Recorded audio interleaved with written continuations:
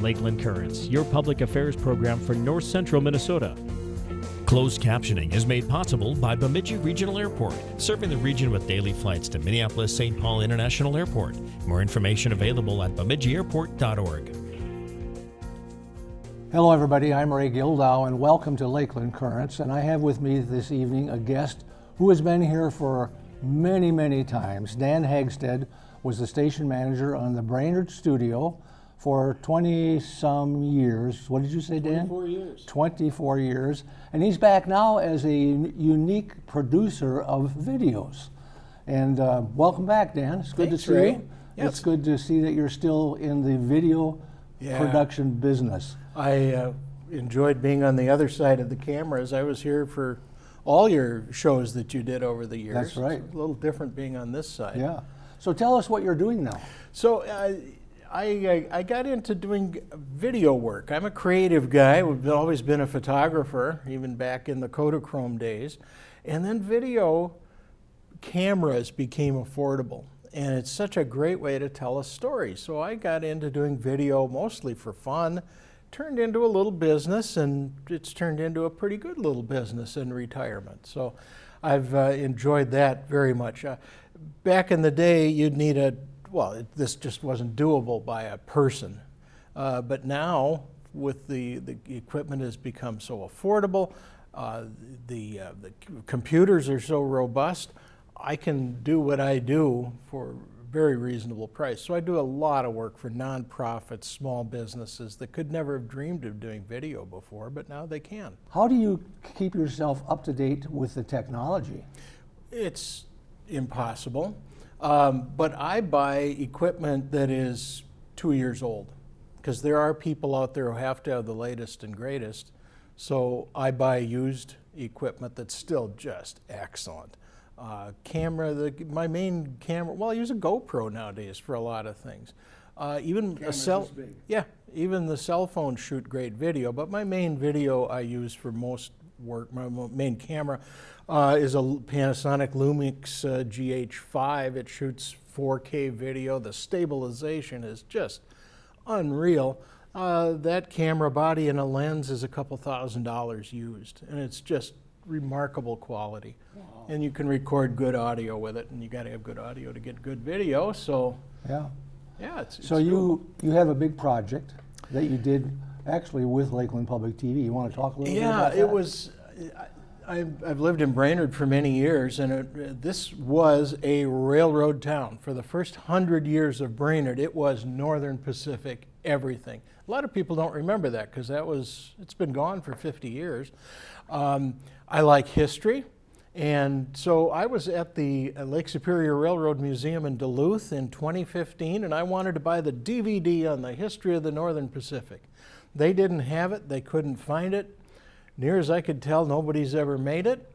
So working at Lakeland, I went to Jeff Hanks, our production manager at the time, now the general manager, and said, you guys should make this video. And because there's a unit that produces documentaries, and they agreed it was a good idea, but by the time I retired 6-7 years later, they hadn't gotten around to it, which I understand. It's a huge project. So I went to them and said, okay, I'm retired now. How about if you can get some grant money, I'll make this video. And so they applied for grant for the Minnesota Arts and Cultural Heritage Fund, and I'm funded. And like I said, I don't need tons of money. This would have been just undoable, but for a reasonable amount, they said go for it, and there you go. So what do you? Now what? The dog caught the car. Well, my nephew's a train guy, and he said, well, you got to get a hold of the Northern Pacific Railway Historical Association. Well, I'd never heard of them, but I found their website. They had a phone number, and I knew they'd have archives, because most of this project is photos that you find and narratives and such. Yeah. So they had a phone number. I called the phone number, and a guy answered. His name's Gary Tarbox. He's out in Seattle.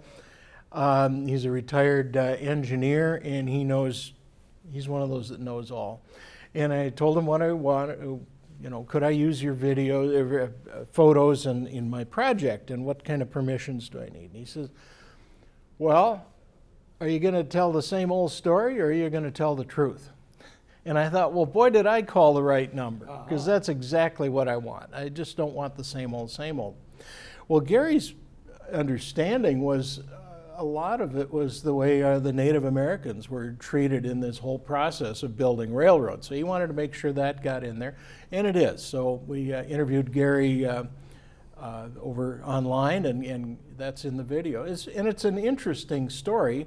It needs to be told. Now that section could be a 10-hour Ken Burns documentary, but it's a few minutes in my video, but it needs to be there. So the NHPRA was online. I joined.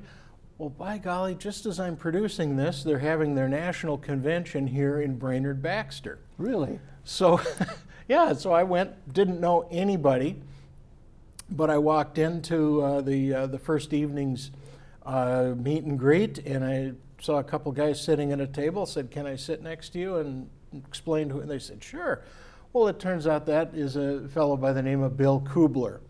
And Bill is an amazing guy. He remembers everything, and encyclopedic knowledge and on the NP. Not only that, he was raised in Fargo, and as a little kid was interested in trains, and the NP engineers, with his parents' permission, would let him ride in the locomotives, and they'd ride out to Jamestown and Mandan and back, as a kid. Wow. So he got to talk to all these engineers. He went on to be an airline pilot, and he said, everything I learned about piloting an aircraft, I was in the Air Force and then the airline, he said, I learned from these train engineers because it is so similar. And he talks a little bit about that in the documentary, but I need to get him back here. And he's just all on board to that. He came to Brainerd again on his own dime just to be interviewed. And fascinating guy. So Bill Kubler's in there. Then we've got from the Lake Superior Railway Museum is Ken Bueller. So I drove over to Duluth and shot Ken on the steps of the Minnetonka, and he's very, very knowledgeable. And Jeremy Jackson, who's a local historian, an archaeologist, an academic, he knows a lot about local history. So these people were glad to show up and be interviewed. This particular railroad was so huge in our area. Yes. I remember when I was a kid, I grew up in Pine River, and I can remember steamers. Yep. They would slow down or stop in Pine River, and then they would go to Brainerd, and I can remember them, the chug, chug, chug, chug. And that's a memory you never forget when you're a little kid to hear that kind of noise. But we had the shops here in Brainerd, and I don't know how many employees there were at one time. Many hundreds. I've heard many different numbers. 500 to 700, I've heard those ranges. It was a huge railroad town. This was the beginning of the Northern Pacific. Yep, and Staples had a roundhouse where they did repairs.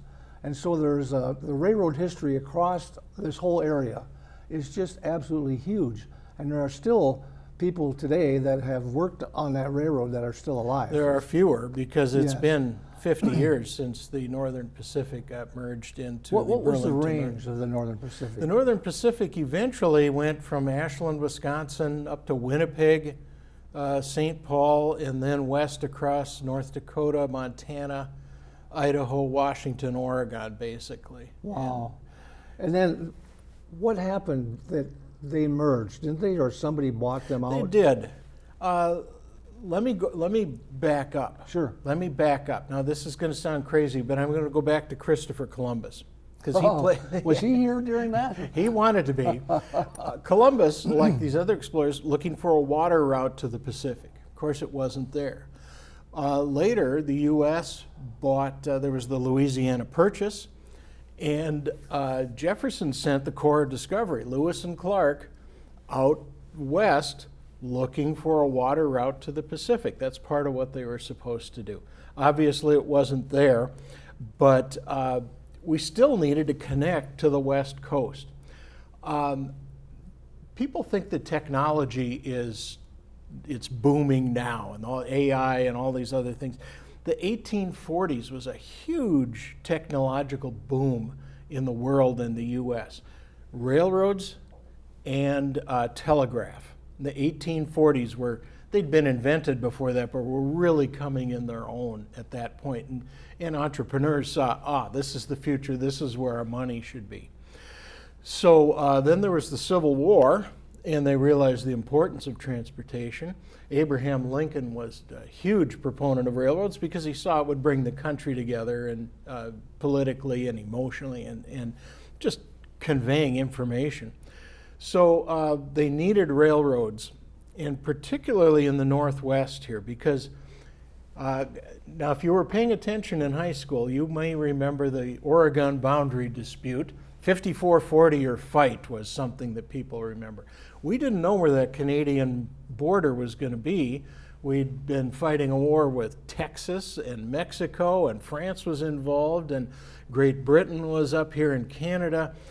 Where's that border going to be? Well, they finally settled on the border, the 49th parallel, but the government, and particularly the Army, knew that treaties are worth nothing. They're just ink on paper. I mean, look what we did with the Indians, you know. It's as long as the grass grows and rivers flow, or we change our mind, or you find gold in the Black Hills, and then the Laramie Treaty of 1850 is, just forget about that. We didn't really mean that.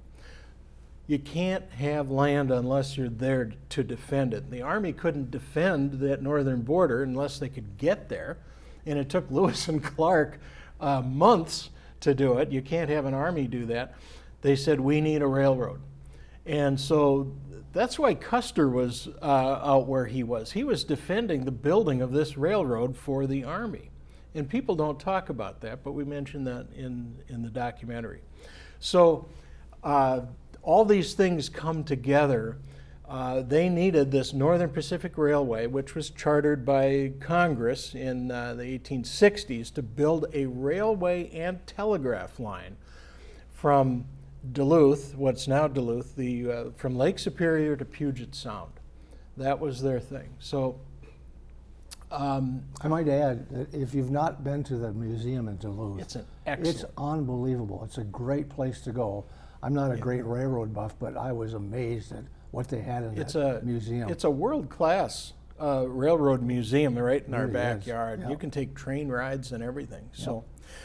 So there was a guy named J. Gregory Smith from Vermont. His father was a railroad guy, and J. Gregory wanted to be a railroad guy. He partnered with Jay Cook, who has his park over by Carleton, and they're going to build this railroad. And Jay Cook had built the Lake Superior in Mississippi, which ran from Duluth or Superior down to St. Paul.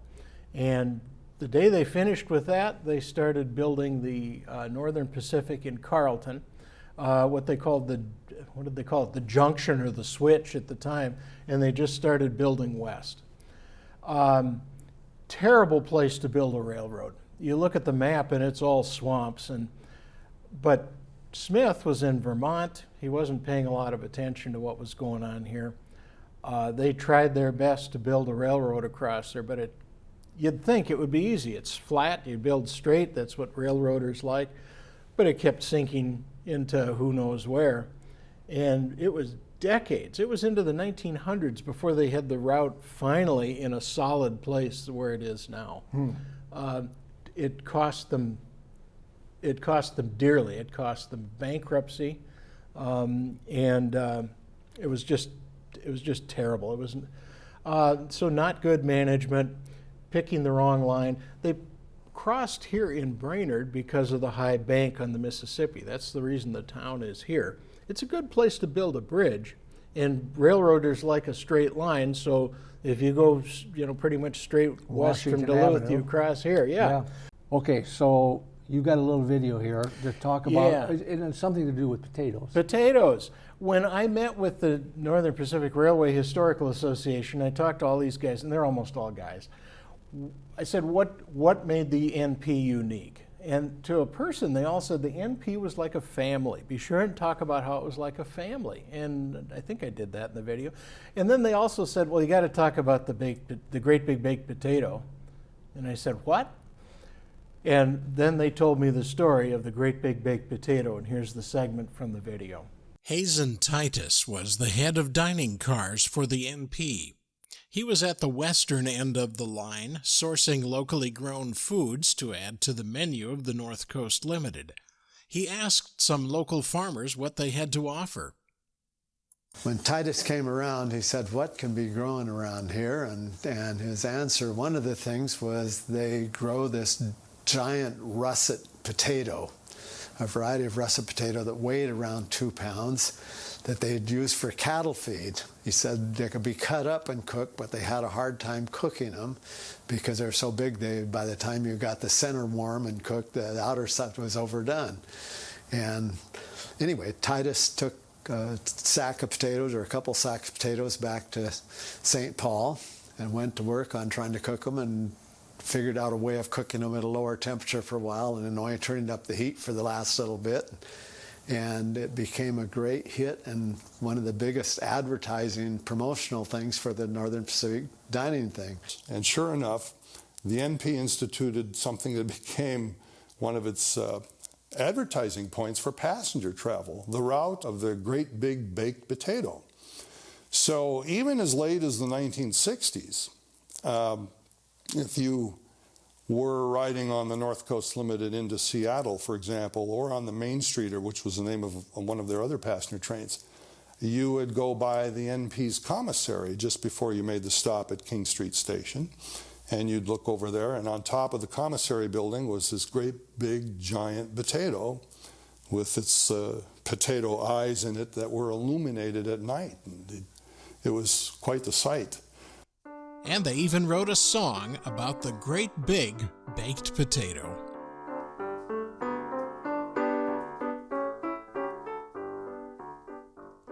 In going from Seattle, I took the North Coast train. Because my time was limited, I wished some time to gain. I crossed the Great Columbia, where roses were in bud, then wandered into dinner, and there met Dr. Spud. 'Twas lying on a platter, sure something just immense, served with a spoon and butter, and it only cost 10 cents. It was split right up the center, filled with butter, and what's better, it was sweet and hot and mealy. Was it good? Well, I should stutter. Oh, you great big baked potato, you are Irish through and through. You may talk of your lobsters, clams, and oysters too, but just try that potato, it's good for you. If you want a sure thing hunch for your breakfast, dinner, or lunch, on the NPR in the dining car, get a great big baked potato. That was an interesting video, and something I never heard of before.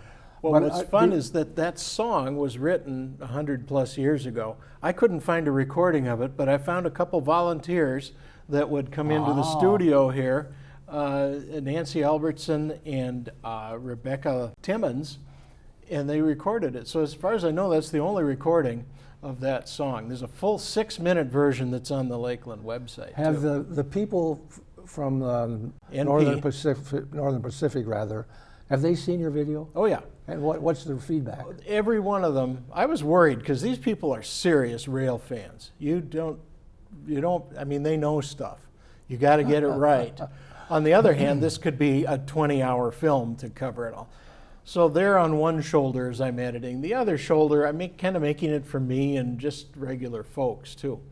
But I had enough good information that I could go to 90 minutes. So I went to Megan, I said, I could go 90 minutes with this, is that okay?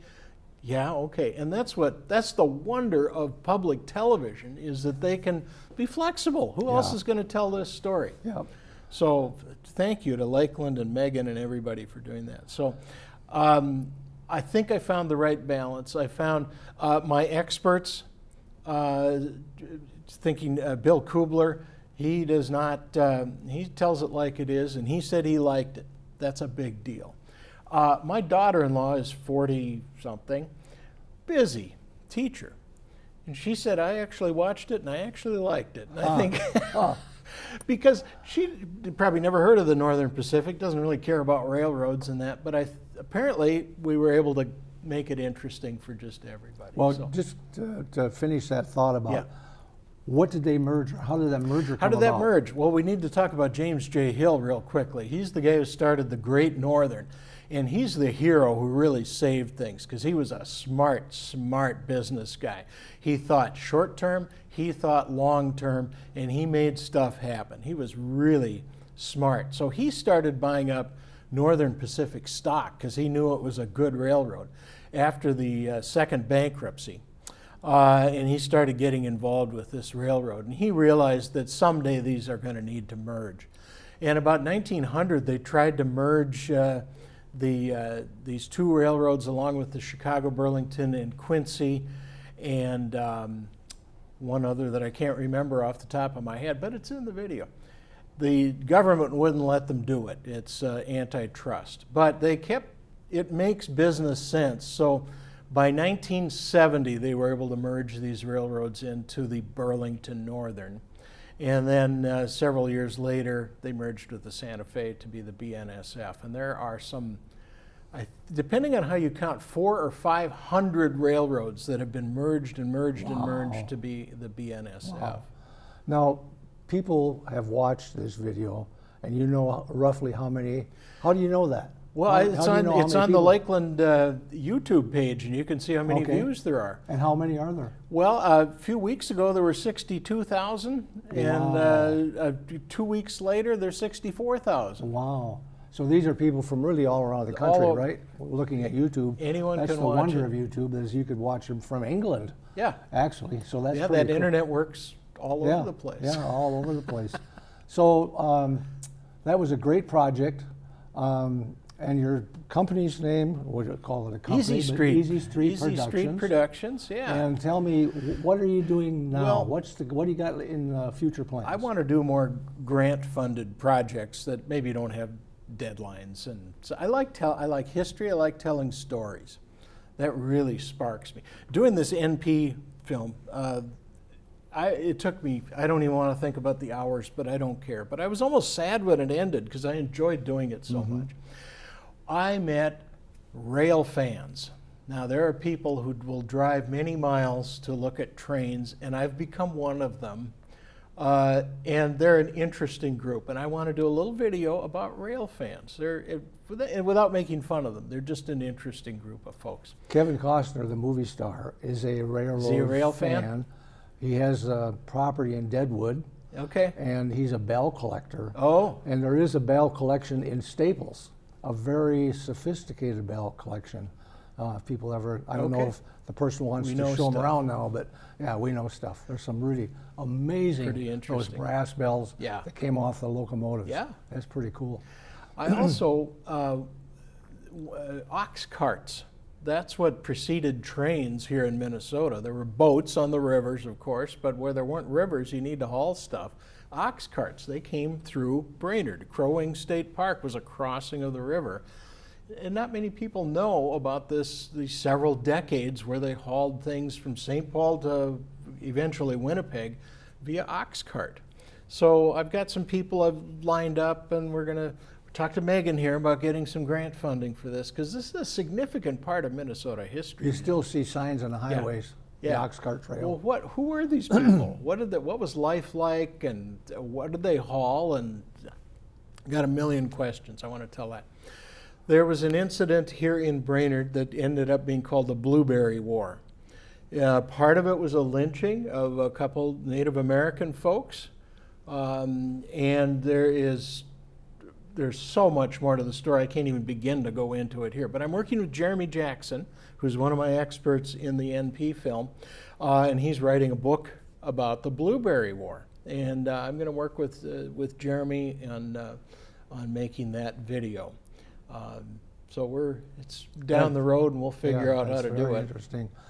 It's kind of sad, isn't it, to see all the railroad tracks that we've lost that were developed at one time. You know, at one time it was the way to move things, but things changed. But it was very effective, efficient way. incredible. much more so than some of the ways we're doing it now. Until you had a train, nobody had gone faster than a horse could run. Yeah. It was just shocking how fast they went. Yeah. And there's still some remnants of the trains in Brainerd. Oh, yeah. And there's still a few remnants of some things over in Staples. Yep. And how about in the Fargo area? Is there anything over in that area? There's several railroads that do run through there. They've been merged, of course. But yeah, if you want to see trains, Fargo Moorhead is a good place to go. Do we have time to talk about the logo? How much? Yeah, you got We got a couple minutes here. People always ask about the logo. There it is on my hat. And a bit of trivia, it says Northern Pacific Railway. It was railroad before the second bankruptcy in the 1880s, and they decided to change the name to Railway after the 1880s. So there's a bit of trivia for you. Where does that logo come from? And we know it as the yin yang, which is a Chinese thing. You'll see it on the Korean flag. This is different in that it doesn't have a yin yang, would have a dot of the yin and the yang and a dot of the yang and the yin, because nothing is totally anything. But it shows the duality of things, and male, female, light, dark, and so forth. One of the directors of the Northern Pacific was at the Columbian Exposition in 1892. Again, Christopher Columbus comes in. They were celebrating the 400th anniversary of this. Columbian Exposition in 1892 in Chicago. He was there. He saw the Korean exhibit pavilion. He saw their logo, their flag, and he just loved it. And he brought it back, and they made the NP logo out of it. And people assume it has deep meaning because the yin-yang has a deep meaning. This is called the monad, and they just said it's a symbol of good railroading. They just like the look of it. Very cool. So how do people find your video? Well, you go to Lakeland LPTV website and click on the documentaries tab.